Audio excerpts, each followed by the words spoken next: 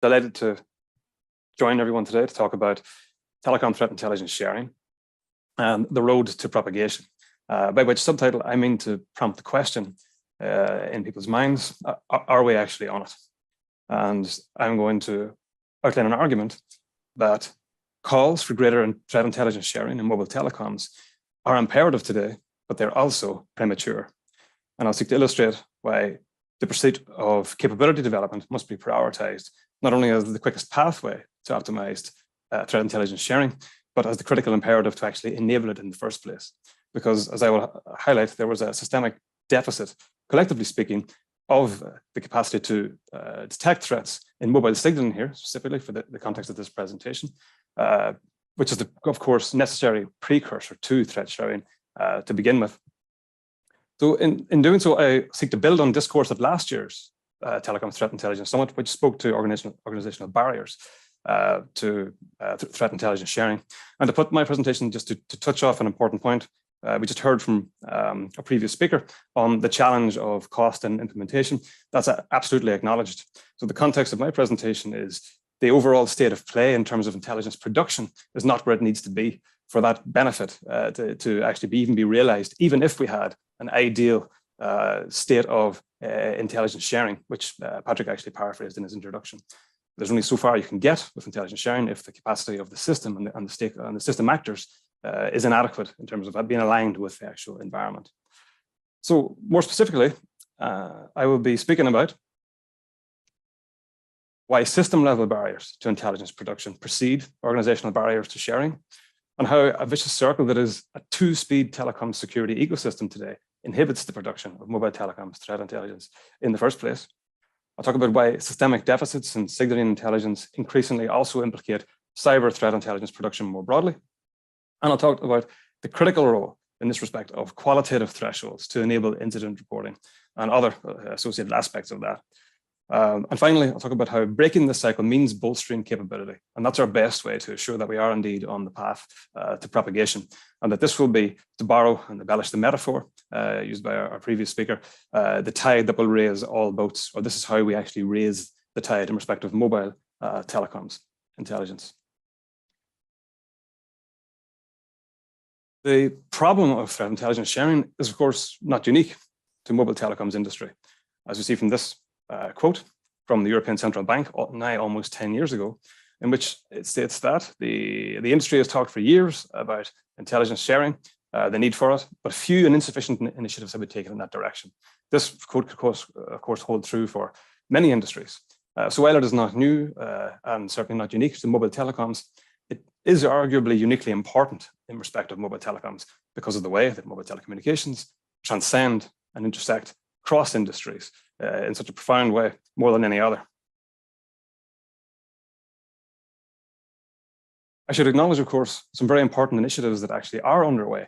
And indeed, globally, there are myriad information sharing groups, communities, and frameworks. And what I've highlighted on the screen are two, of course, of overarching importance and no doubt familiar to everyone on the call here today, the GSMA's ISAC group. And I've also highlighted the MISP threat sharing platform, which is notable for its evolution actually in recent years as well, from a platform initially focused on malware information to cyber threats more broadly, including, of course, among other things, an SS7 attack schema. And while there have been important contributions in that particular context, we haven't come nearly close enough to exploiting the actual value that this framework, this important framework, is actually set up to enable. It is proven extremely slow to actually mature. And of course, if there's recognition here, as clearly these initiatives reflect a very serious concerted effort to promote information sharing, why is it not where it needs to be? Well, as highlighted at last year's Telecom Threat Intelligence Summit, there are barriers. There are factors that inhibit information sharing, as highlighted here by the Cyber Threat Alliance's Michael Daniel, credit for that graphic and highlighting those factors. These factors are also important to consider at the system level, because they, in some cases, and I have highlighted here, cultural barriers in particular, they can manifest in a different way, which is key to understanding how they work. And to foreground that in respect of cultural barriers at the system level, we can look at it through the lens of doctrine. Cybersecurity as a doctrine is largely confined in practical terms today to the IT and computer-related context of work. And of course, there is no single definition, and there's arguments, of course, there does not need to be any single definition of cybersecurity. But as Anisa have highlighted, again, now almost 10 years ago, additional to this controversy, the term cybersecurity has become understood by some people as a synonym. So there's a cognitive confinement in terms of approach and understanding of the term to IT security, ICT security, and information security, which has the effect of creating a divide, counterintuitive sounding divide between cybersecurity on the one hand and telecom security on the other hand, a growth of separate disciplines, separate communities of practice, and importantly, in the context of threat intelligence sharing, a stovepiping of expertise, knowledge, and intelligence is actually produced. Stovepiping, of course, is an important term, famously attached to strategic intelligence failures that result of a lack of communication between stakeholders who possess insights of relevance to one another within organizations, but also between organizations, public and private, in national contexts, and of course in international contexts. So you might say, but if we're talking about different things, then why should stovepiping even present a problem for us? And the answer is that these fields may indeed be distinct, but they're far from discrete from one another. Nor indeed are the risks and the vulnerabilities, the actors and activities, which increasingly intersect in these fields. And the imperatives arising from this intersection are recognized in defense circles. So I'm grateful here for Kieran Martin's point on it being useful for people to read government strategy documents, because I have cited two on the screen here, no less. But to look at the language, firstly, from the example from the United States in the first place here, expressing concerns about a split in doctrine and organization that hinders coordination of closely related capabilities.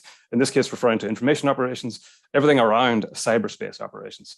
Note that this is reflecting an idea of a suppression of overall capability, but also importantly, the recognition that adversaries don't confine themselves to any particular context or environment. They operate across environments. So defenders must adopt the same approach.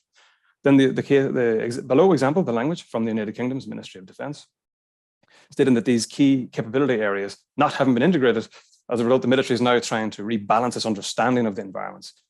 There's important recognition here or acknowledgement of a blind spot. That is to say, of a misalignment between capabilities and the actual demands of the threat environment. Of course, doctrinal differences are far from trivial. At a functional level, there's very, very different education, expertise associated with the personnel and the experts in different realms, and of course, different tools in different systems. But they can be overcome. And this is an important example from the case of the Danish Cybersecurity Centre, whose 2022 threat assessment in respect of the telecom sector highlights the use of mobile signaling by state threat actors, and in particular highlights an espionage threat posed by state actor use of SS7 and Diameter as an attack platform. Globally, there is no more compelling case, an example of recognizing convergent cyber threats and overcoming these doctrinal differences within telecom security more broadly than that shown to us by Ukraine, where in 2014, Ukrainian authorities were the first to publish reports of signaling attacks, SS7 specifically, in the context of state-level threat activity, which notably was in furtherance of, not just alongside or in parallel to, military activity, the advent of hybrid warfare as we understand it and have come to understand it. And then with the most recent Russian invasion of the country, SS signaling attacks observed in the context of the world's first real cyber war, in which attempts to use captured telecoms infrastructure for attacks, including attacks with the language using signaling system 7, highlighted by Ukrainian authorities. So the cases of Ukraine and Denmark here demonstrate the relevance of signaling threats on the battlefield and off it. And yet this kind of recognition and resourcing is the exception today. It's not the rule. So why is that? Well, one important systemic factor is that attacks occur at the network providers level.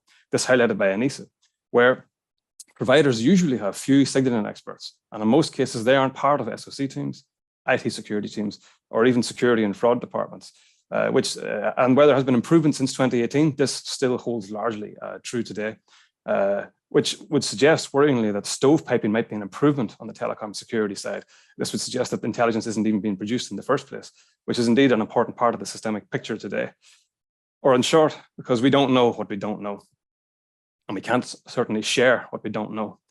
And these factors have led to what is, in very real terms, a two-speed telecom security ecosystem today, beginning with, I call it the siloing of cybersecurity as IT, or let's put it another way, an approach and resourcing of cyberspace as the internet, full stop, which has the effect of inhibiting collaborative knowledge creation in respect of actors and activities beyond that and surrounding that, which leads to a blind spot in which signaling threats are excluded from national threat pictures.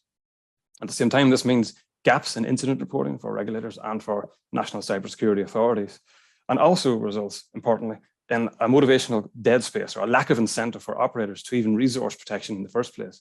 And this represents a kind of cycle within the overall vicious circle where operators not having any regulatory requirement, for example, and little other incentive to resource requirement to identify such threats, do not report them, and regulators then are very, very unlikely to learn about the systemic need to actually support and enable, and where necessary to compel, the resourcing of the capacity to detect these kinds of threats, because the information isn't actually generated in the first place. This is compounded, of course, by the fact that signaling attacks today, by and large, are non-disruptive and low volume in absolute terms, in terms of metrics such as threshold, the proportion of the national user base, and the typical quantitative metrics used to describe that, and duration of hours. But attackers are generally below and know how to stay below those easily discoverable thresholds today to achieve their aims. In other words, this goes on invisibly in the background and relies on the exploitation of the service as delivered on the functioning telecoms networks. So the two-speed ecosystem in telecoms is one of security insight, innovation, and intelligence production and sharing, which has an effect over time of suppressing capability development, not only on the part of providers, but also on the part of competent authorities. This isn't just a case of additional intelligence to cyber threat intelligence that has been missed from the threat picture. This is very much a missing element of an evolving cyber threat picture today, because there's increasing intersection of signaling with wider threats. This graphic taken from the GSMA Security Threat Landscape Report for 2023, in which the role of interconnect attacks I have highlighted, wherein lacking optimized signaling protection, that is the filtering through which these threats are made visible in the first place, can leave operators and regulators blind to interconnect attacks. But this would also impact response to industry threats such as spyware and human threats. There are others you will see and will be very readily recognizable as being implicated here as well. What I've highlighted here and with the dotted lines and boxes are those which would be less readily or intuitively identified as being downstream from a blind spot in relation to interconnect or signaling interconnect attacks. And the relevance of signaling security to spyware threats is highlighted in the GSMA Security Landscape Report, where it states that for network operators, close attention to SS7 signaling traffic, including the deployment and correct configuration, no word is superfluous or frivolous here, of signaling firewalls is crucial. This in the section on spyware. And I would also note that there are 6 cited examples of spyware attacks from 2022, which the GSMA highlight in this section of the report. And in 3 of those, there is a significant signaling related component to the threat activity, highlighting that intersection that I'm talking about. A key current systemic blind spot, and perhaps another counterintuitive element that is relevant today, pertains to SMS home routing. SMS home routing, of course, has long been recognized as an essential security measure, and there's been widespread adoption of measures worldwide, as shown by this chart taken from Enea from 2018, where the bar on the left shows close to 90% adoption. Doubtless that's actually higher today. However, misconfiguration issues, policy weaknesses still occur, but more importantly, bypass vulnerability abounds today, as do efforts by attackers to discover and exploit vulnerabilities associated with SMS home routing. And the risks posed by unauthorized intrusions that are enabled by exploitation of vulnerabilities associated with SMS home routing range from, of course, messaging abuse on the one end to surveillance, up to and including spyware and malware deployment, as just referenced in respect of the GSMA Threat Landscape Report. In other words, this is a threat and vulnerability that has everything to do with SMS delivery and nothing to do with SMS delivery, and an area of exploitation by attackers. So how big can such a blind spot actually be? Well, the answer is global. So this is a real world example of global network reconnaissance that was enabled by the exploitation of an SMS home routing related vulnerability, and by an actor, one threat actor in one 24-hour period with signaling attack capabilities. This kind of activity is not unique, nor is the threat actor in their exploitation of it. Targeted regions as shown, up to 90% in this instance of telcos worldwide targeted, multiple per country, of course, as that would suggest. Note that while this is clearly mass, it is far from indiscriminate. It's important to highlight that. And the varying volumes of target subscribers And even whether there was incorporation of evasive elements or not from network to network and case to case by the attacker. Note the thresholds in this particular instance. In every case, less than 1% of the user base per telco. So this would not be captured. This would not be reported by a quantitative focused regulatory technical incident reporting framework that was based on that, in which that was the lowest threshold for significant impact and the only measure for significant impact. For attackers, however, the value is manifold. At one and the same time, they gain confirmation, of course, of access, intelligence on the protection levels in the networks that they're able to exfiltrate data from, and more importantly, and more specifically, intelligence on the bypass vulnerabilities of the particular network that returns the data to them. And of course, by the same token, newly exploitable target data, in this case, IMSIs of real subscribers at that time, valid per operator per country. The vulnerabilities exploited, note, it's not a single discrete technical vulnerability or issue. It's actually an exploitation of a systemic combination of weaknesses that threat actors have discovered, which is in the first place, the non-implementation of GSMA recommendations surrounding signaling protection and protection going beyond that, which caters to bypass techniques and efforts, and weak SMS home routing policies. And as a result, the non-alignment of SMS home routing and SS7 firewalling, which is perhaps a counterintuitive point because these two elements of protection would not historically have been paired as prerequisite to network security. Attackers, however, have found ways to exploit vulnerabilities in these respects, SMS home routing and signaling protection, that make this an imperative and a systemic gap.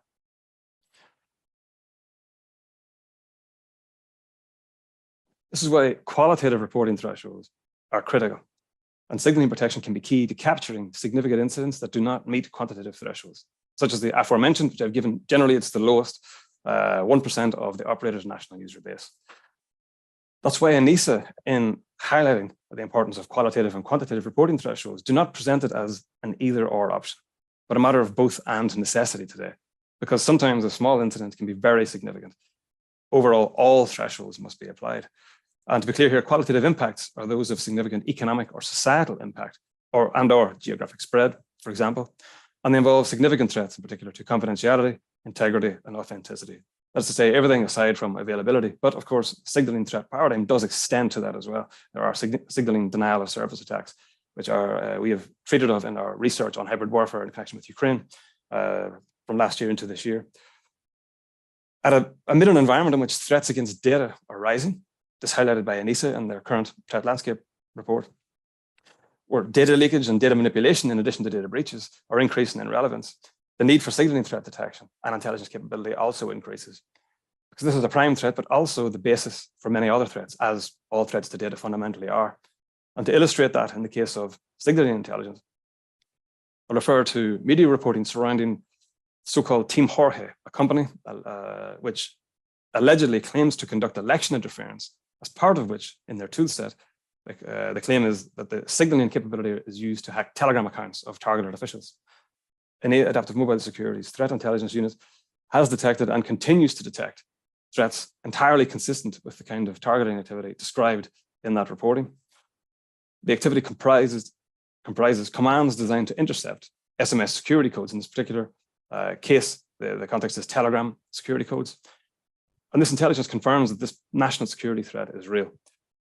And put another way, that countries lacking advanced signaling protection, which is per GSMA recommendations, plus the capability to detect bypass techniques, are at risk of election interference, notwithstanding every other effort that is put in on endpoint and enterprise protection and malware protection, and you name it, if this protection isn't in place.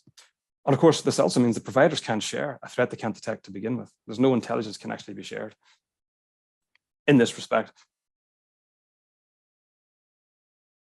So, breaking the cycle, I've alluded to the potential role for a regulatory intervention here.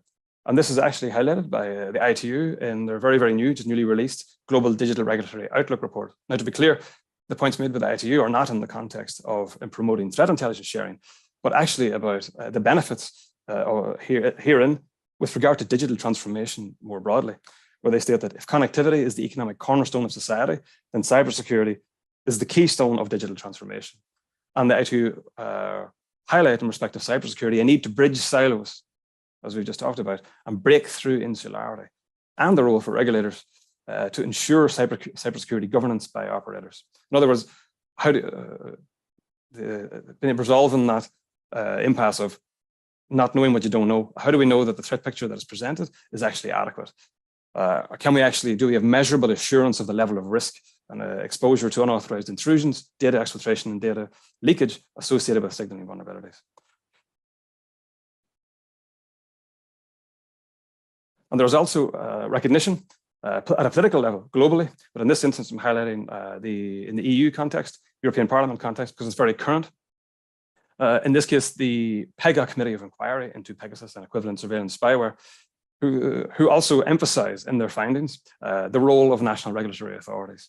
In short, the Committee of Inquiry's work went from, they arrived at a recognition that the problem is not just mobile spyware, the problem is one of mobile spying more broadly, because attackers don't confine themselves to any particular tool, as I've spoken to.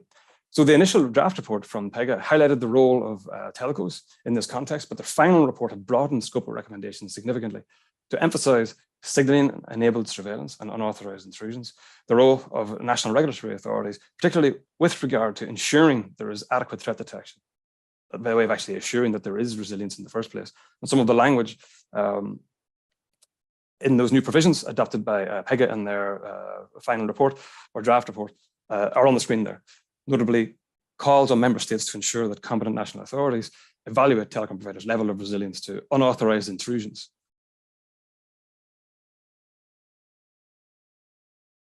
So in conclusion, there are system-level barriers to intelligence production, which precede organizational barriers to sharing because they impede the actual generation of intelligence in the first place. The very real vicious circle of a two-speed telecom security ecosystem today inhibits the production of mobile threat intelligence. Moreover, conventional cyber threat intelligence production is increasingly implicated by systemic deficiencies in signaling intelligence. And I will refer actually here briefly to a point made by Kieran Martin about wholesale data breaches. Think of this as a death by 1,000 cuts of data privacy and data protection, where it's not the single intrusion in a 24-hour period in respect of any one network or number of subscribers that will see 800,000 or numbers like that of subscribers, personal identifiers being exfiltrated, but repeated intrusions where there's unmitigated attack activity by an attacker for an extended period of time can reach those substantial levels, even though in every single instance, an attacker knows to stay below the radar of quantitative reporting thresholds, for example, which is why qualitative reporting requirements can provide a critical catalyst for incident reporting and capability development.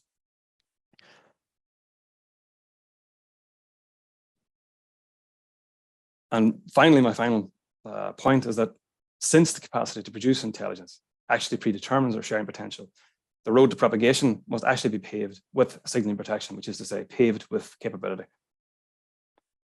As the GSMA highlight here, one organization detection is another's prevention. So detection comes first. Thank you all for your attention. I think we might have 1 minute plus for questions. Terrific, Rowland. Brilliant presentation and brilliant timing. Thank you. I'm just going to ask you to go back. Would you mind going back to your vicious circle? I think you're controlling your own slides there, are you not? Yes, you want to just drop back to your vicious circle? Because I just want to share my perception with you. It'd be interesting to know if others have the same view. So I got it with the exception of the first quarter. The first quarter, I wasn't quite clear. There we go, right there. So once we get to the second box on the right, the signaling threats all the way around, I get it. Would you mind just elaborating a little bit on the first top right there, where you talked about siloing of cybersecurity as IT inhibits collaborative knowledge creation of threat activities? Can I just ask you to elaborate on that a little bit, if you would? Surely. So in engagement that I would have had in my public sector career, I encountered quite a widespread perception that signaling related activity was not a part of cybersecurity as defined. So this is what's highlighted by the by Enea. Actually, they had, which is the actual point that I made. And so siloing, talking about a rigid framework and a rigid approach to what is and isn't a cyber threat. And it's also reflected in the difference in systems and tools that are actually involved in the threat detection to begin with. and the different systems, and the fact that the cyber, so it becomes a very, very much focused on internet-borne threats. That's what I'm speaking about. So so this is the, in other words, let's talk about it's the maturation of cybersecurity as it is today, which has been focused on, I guess, IT environment related and computer related threats. And then even as the sharing frameworks and all have developed, it's reinforced that focus in that context, which has been good need for, of course, because it's been so difficult to keep pace with the development of threats in that context. But as we said, threat actors don't confine, state level threat actors prosecute their objectives using more and attacking more than IT environments. For sure. Very good, Rowland. Thank you so much for your time today. Really appreciate it. Welcome. Thank you all.